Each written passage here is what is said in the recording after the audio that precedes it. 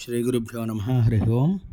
ఇప్పుడు మనం చూస్తున్నటువంటిది ఉత్తరా నక్షత్రం 2వ పాదం అండి. ఇది ఎక్కడ ఉంది అనేది ఇప్పుడు మనం తెలుసుకుందాం. భీమఖండంలో మనకి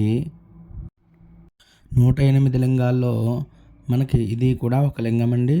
ఇది ఎక్కడుంది అంటే మనకి చోడవరం గ్రామం అనేటువంటి గ్రామంలో ఉంది. ఈ చోడవరం గ్రామం రామచంద్రపురానికి 2 కిలోమీటర్ల దూరం అండి. కాంప్లెక్స్ దగ్గర నుంచి, అంటే కాకినాడ వెళ్ళేటువంటి దారిలో అయితే మనకి ఈ గ్రామం అనేది కొంచెం లోపలికి వెళ్ళవలసి ఉంటుంది.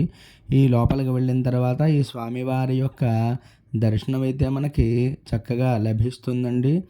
ఈ స్వామి ఉత్తరా నక్షత్రం 2వ పాదం. ఈ యొక్క 2వ పాదం అంటే మనకి కన్యా రాశిలోకి వస్తుంది.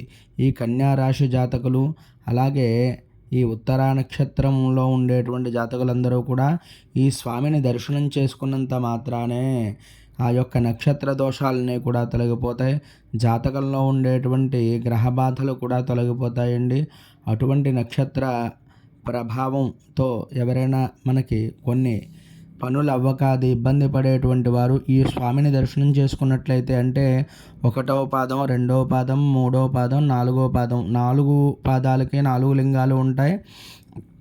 మరి 4 పాదాలు కూడా మనం దర్శనం చేసుకోవాల్సి ఉంటుంది.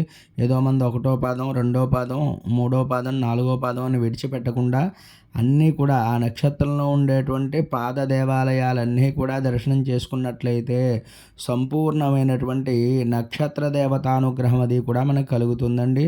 అటువంటి ఈ యొక్క దేవాలయ పరిసర ప్రాంగణం అంతా కూడా చాలా ఆహ్లాదకరంగా ఉంటుంది. ఈ యొక్క గ్రామం మనకి పల్లెటూరు కావడంతో ప్రశాంతమైనటువంటి వాతావరణం అయితే మనకి కనిపిస్తుంది. ప్రతి ఒక్కరూ కూడా దర్శనం చేసుకోవడానికి చాలా సౌలభ్యంగా ఉంటుందండి. ఇక్కడికి వెళ్ళి ఓం నమః శివాయ అంటూ పంచాక్షరి జపాన్ని చేయండి. అందరూ కూడా ఉత్తరా నక్షత్రాయ నమః అంటూ ఆ స్వామివారిని ఒక్కసారి దర్శనం చేసుకోండి. ఎందువల్ల అంటే ఇప్పుడైతే మనం స్వామివారి యొక్క దర్శనాన్ని మీకు నేను చేయిస్తున్నాను. ఒక్కసారి చూసి తరించగలరు.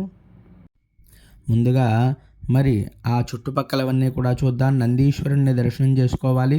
అలాగే చండీశ్వరుని కూడా ఇందాక చూపించాను, దర్శనం చేసుకోండి. గణపతి స్వామి వారికి అయితే అర్చన జరుగుతోంది.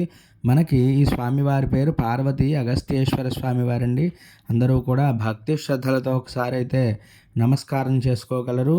నమస్తేస్తు భగవన్ విశ్వేశ్వరాయ మహాదేవాయ త్రయంబకాయ త్రిపురాంతకాయ త్రికాగ్నికాలాయ కాలాగ్నిరుద్రాయ నీలకంఠాయ మృత్యుంజయాయ సర్వేశ్వరాయ దాశవాయ శ్రీమన్మహాదేవాయ నమః. మన ఛానల్ సబ్స్క్రైబ్ చేయండి, లైక్ చేయండి, కామెంట్ చేయండి.